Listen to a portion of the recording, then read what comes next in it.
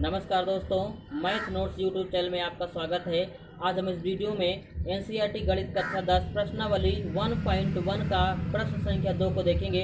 और दोस्तों यह प्रश्न बहुत ही आसान है, आप बड़ी आसानी से कर पाएंगे। तो आइए चलिए हम इस क्वेश्चन को आपको हल करके समझाने की कोशिश करते हैं। जैसा कि दोस्तों आप स्क्रीन पर क्वेश्चन को देख पा रहे हैं और बड़ी आसानी से आप समझ पाएंगे। हम बुक के माध्यम से क्वेश्चन को यहाँ पढ़ेंगे और आपको दोस्तों आसानी समझाने की हम कोशिश करेंगे। आप वीडियो को ध्यान से देखें दोस्तों। उम्मीद करता हूँ कि क्वेश्चन आपको समझ में आ जाएगा। चलिए हम क्वेश्चन को शुरू करते हैं। तो जैसे कि दोस्तों आप क्वेश्चन यहाँ पे देख रहे हैं कि दर्शाए कि कोई भी धनात्मक विषम पूर्णांक 6q+1 या 6q+3 या 6q+5 के रूप का होता है जब q कोई पूर्णांक हो। तो क्या सिद्ध करना आपको दोस्तों कि धनात्मक विषम पूर्णांक कह रहा है कि यहाँ पे आप सिद्ध करके दिखाइए कि धनात्मक विषम पूर्णांक किस रूप का होता है। 6q+1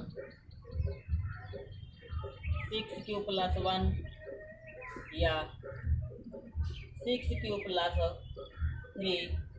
या 6q+5 के रूप का होता है। यही करके आपको दोस्तों यहाँ पे दिखाना है।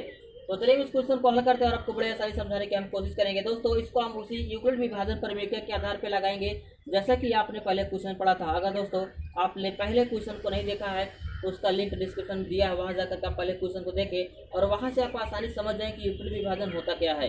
दोस्तों हम आपको थोड़ा बताना चाहते हैं कि यूक्लिड विभाजन आपको कुछ नहीं है। जैसे आप भाग विधि से मात्रा निकालते हैं और भाज्य बराबर भाजक गुणे भागफल प्लस शेषफल होता, वही आपके यहाँ पे यूक्लिड विभाजन है। अब देखिए दोस्तों यहाँ पे आप क्वेश्चन देख रहे हैं कि यहाँ पे यदि क्या रखा जाए जब q कोई पूर्णांक हो। दोस्तों कहने मतलब हुआ कि q को आप कुछ भी यहाँ पे रख सकते हो, 1 2 3 रख देते हो तो आपके जो मान दिया है कि क्या होना चाहिए, विषम संख्या प्राप्त होनी चाहिए। जैसे हम देखिए दोस्तों यहाँ पर रख देते q को अगर हम 1 रख देते हैं तो 6 का नाम 6 और 1 जोड़े कितना में हो जाएगा आपका 7 हो जाएगा। q क्या है दोस्तों, q कोई पूर्णांक है। q बराबर आप कुछ भी रख के रखो जब यहाँ पे तो मान क्या होना चाहिए, यहाँ पे ये धनात्मक विषम संख्या यहाँ प्राप्त होनी चाहिए। यही आपको हल करके दिखाना है। देखिए दोस्तों अगर हम यहाँ पे q का मान 1 रखते हैं तो 6 का नाम 6 1 7 हो जाता है। अगर q का मान 2 रखते हैं तो 6 दूनी 12 और 1 13 हो जा रहा है। q का मान 3 रखते हैं तो 6 3 18 और 1 19। मतलब दोस्तों आप देख रहे हैं q का मान कुछ भी रखेंगे 1 2 3 4 5 6 तो यहाँ जो प्राप्त होगा दोस्तों वो विषम संख्या आएगी। यही आपको सिद्ध करके दिखाना है। चलिए इसको हल करें दोस्तों। देखिए आपको पता है कि जो यूक्लिड विभाजन प्रमेयिका का सूत्र होता है दोस्तों, कह सकते सूत्र ही आपका है, क्या होता है, a बराबर है bq+r होता है। इसी की सहायता से आपको यहाँ पे हल करना है। दोस्तों चलिए इसको हल करते हैं और आपको अच्छे तरीके से समझाने की कोशिश करते हैं। आप ध्यान से क्वेश्चन को देखें, बड़ी आसानी से आपको समझ में आ जाएगा। तो चलिए हम इस क्वेश्चन को हल करते हैं और आपको समझाने की कोशिश करते हैं। दोस्तों हम दोस्तों इस क्वेश्चन को यूक्लिड विभाजन प्रमेयिका की सहायता से हल करेंगे। क्या दोस्तों हम लिखते हैं एक बार यूक्लिड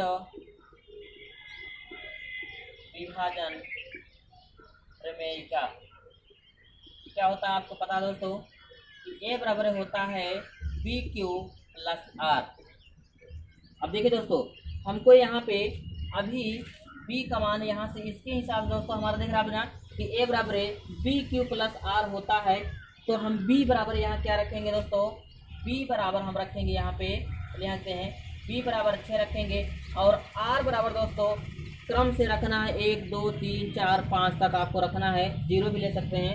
तो हम r बराबर क्या रखेंगे यहाँ पे, r बराबर दोस्तों ये आप देख रहे हैं ना b का निकटा मान 6 है तो दोस्तों आपको 6 से कम ही रखना है। तो क्या होता है यहाँ पे 0 रखेंगे,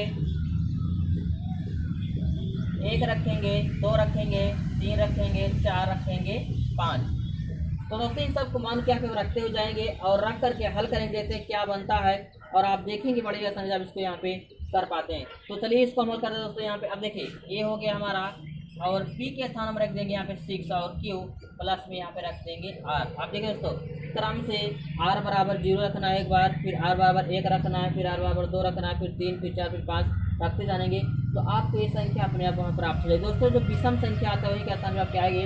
जब रखते हैं यहाँ पे दोस्तों हम पहले क्या रखेंगे r बराबर 0 रखने पर देखिए दोस्तों a है और यहाँ पे 6 क्यू रहेगा ही।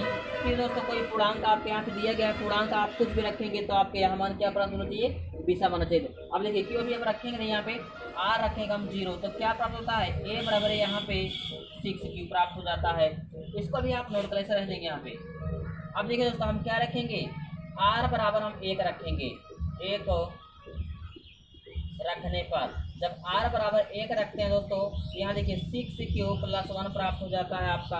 आप देख रहे हैं यहाँ पे r बराबर जब मैंने 1 रखा तो a बराबर क्या है यहाँ पे 6 क्यू प्लस 1, और ये कहाँ से आया दोस्तों, a बराबर b क्यू प्लस r। आपको पता है कि भाज्य बराबर भाजक गुणे भागफल प्लस से फल होता है, वहीं से आपके प्राप्त हुआ है। अब देखिए दोस्तों हम क्या रखेंगे, r बराबर 2 रखने पर, r बराबर हम क्या रखेंगे यहाँ पे 2 रखने पर। जब 2 रखेंगे दोस्तों तो यहाँ क्या हो जाएगा 6 क्यू प्लस 2 हो जाएगा आपका। r बराबर यहाँ पे हम 3 रखने पर, जब r बराबर 3 रखेंगे दोस्तों तो यहाँ प्राप्त होगा हमको क्या, a बराबर है 6 क्यू प्लस 3। जब हमने दोस्तों यहाँ पे r बराबर 3 रखा तो प्राप्त हुआ 6 क्यू प्लस 3। अब हम क्या रखेंगे दोस्तों, r बराबर 4 रखने पर, जब 4 रखेंगे दोस्तों क्या हो गया यहाँ पे, a बराबर 6 क्यू प्लस 4 हो जाएगा। और एक बार और रख देना दोस्तों, उसको भी यहाँ पे रख देते हैं, ये रख देते हैं। r बराबर क्या रखने पर 5 रखने पर, जब 5 रखेंगे तो a बराबर 6 क्यू प्लस 5 प्राप्त हो जाएगा। अब देखिए दोस्तों यहाँ पे जो आपने रखा है मान, यहाँ पे आपको बात आप समझना है, क्या समझना है कि यहाँ पे सम संख्या भी प्राप्त हो रही है और आपको विषम संख्या भी प्राप्त हो रही है दोस्तों। जैसे देखिए यहाँ पे ये देखिए a बराबर 6 क्यू आया हुआ है। अब देखिए तो अगर यहाँ पे q बराबर कुछ भी मान रखेंगे तो यहाँ पे एक सम संख्या प्राप्त होगी। देखिए अगर हम q का मान 1 रखते हैं तो 6 का नाम 6 हो जाता है, सम संख्या है। q का मान 2 रखते हैं तो 6 दूनी 12 हो जाता है, गुणा करेंगे दोस्तों तभी सम संख्या है। q का मान 3 रखते हैं तो 6 3 18 फिर सम संख्या दोस्तों। मतलब यहाँ पे क्या प्राप्त है, ये कह सकते हैं यहाँ पे क्या है, यहाँ पे ये सम संख्या हो गया आपका। और यहाँ क्या कहा है कि धनात्मक विषम पूर्णांक आपको लाना है, ठीक है। अब देखिए जब मैंने r बराबर 1 रखा तो आप देख रहे हैं क्या प्राप्त हो रहा है, यहाँ पे a बराबर आपको प्राप्त हो रहा है 6 क्यू प्लस 1। अब देखिए अगर यहाँ पे q का मान कुछ भी रखते हैं, चलिए हम 1 ही रख देते हैं, तो 6 का नाम 6 और 1 7, क्या हो रहा है विषम पूर्णांक आ रहा है आपका। और देखिए 2 रखेंगे तो 6 दूनी 12 1 13 फिर विषम आ रहा।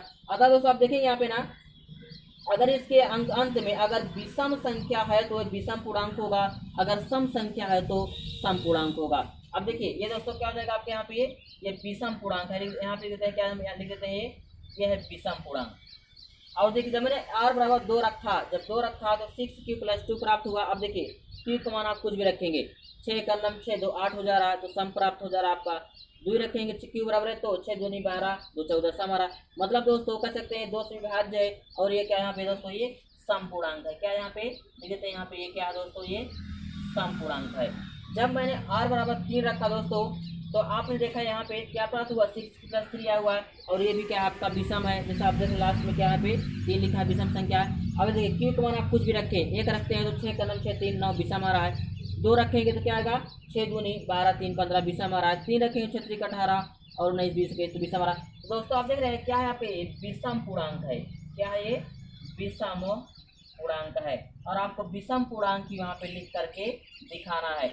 अब देखिए जब मैंने r बराबर 4 रखा है, यहाँ पे जब 4 रखा दोस्तों तो क्या प्राप्त होता है, देखिए 6 क्यू प्लस 4 है। और दोस्तों देखिए हमने 6 का नाम 6 4 10 सम आ रहा है, 6 दूनी 12 4 16 सम आ रहा है। तो दोस्तों यहाँ पे सम संख्या तो क्या यहाँ पे आपके ये सम पूर्णांक है। क्या दोस्तों ये सम पूर्णांक है। जब मैंने r बराबर 5 रखा तब देखिए क्या प्राप्त होता है। जब मैंने दोस्तों r बराबर 5 रखा तो ये क्या हो जाएगा आपके यहाँ पे ये विषम पूर्णांक हो जाएगा। तो दोस्तों उन्होंने यही कहा, आप देख रहे ना, कह कि बताइए कि धनात्मक विषम पूर्णांक 6 प्लस 1 6 प्लस 3 या 6 प्लस 5 के रूप का होता है। तो देखिए आप दोस्तों विषम कौन कौन आ हुआ है यहाँ पे, देखिए ये विषम आपका है 6 प्लस 1, देख रहे हैं ना 6 प्लस 1 के रूप का आपका है। सम की बात वहाँ पे उन्होंने नहीं किया है, कहा कि विषम धनात्मक पूर्णांक 6 प्लस 1 या 6 प्लस 3 या 6 प्लस 5 के रूप का होते हैं। तो देखो हमने यहाँ पे रखा तब ये 6 प्लस 1 विषम हो गया। और देख रहे क्या आपका 6 प्लस 3 ये वाला भी क्या आपका विषम पूर्णांक है। और देखिए दोस्तों 6 प्लस 5 ये भी क्या है, विषम धनात्मक पूर्णांक है। तो आपने देखा दोस्तों, यही वहाँ पे सिद्ध करके दिखाना है कि हम जब r बराबर 1 2 3 4 रखते हैं दोस्तों, तो उसमें आप देख रहे हैं ना, 1 रखे थे तो विषम आता है, 3 रखते हैं तब विषम आता है, 5 रखते तब विषम आता है, और बीच में यहाँ सम भी आता है। तो दोस्तों विषम धनात्मक पूर्णांक क्या प्राप्त होगा आपके यहाँ पे, देखिए हम लिख सब एक साथ में, a बराबर है 6 प्लस 1, ये आपको लाना था, और a बराबर है 6 प्लस 3, और a बराबर है 6 प्लस 5। यही दोस्तों आपको सिद्ध करके दिखाना था। बस हो गया दोस्तों हल इसका, और उम्मीद करता हूँ कि यह क्वेश्चन आपको अच्छे तरीके से समझ आ गया होगा। दोस्तों आप इसको अच्छे तरीके से नोट कर सकते हैं। अगर यह क्वेश्चन आपको समझ आया हो, वीडियो अच्छा लगा दोस्तों, और आप अच्छे तरीके से पढ़ाई करना चाहते हैं, एक अच्छा 10 की मैथ चल रही है, और हम प्रत्येक चैप्टर के प्रत्येक क्वेश्चन को अच्छे तरीके से बताएंगे दोस्तों। छोटा छोटा वीडियो लेकर के आएंगे, एक क्वेश्चन 2 क्वेश्चन का, ताकि आप कम समय में अच्छे तरीके से सभी क्वेश्चन को सॉल्व कर पाएँ। तो दोस्तों आज की वीडियो में बस इतना ही, हम फिर मिलेंगे आपको अगला क्वेश्चन लेकर के अगले वीडियो में। तब तक के लिए जय हिंद।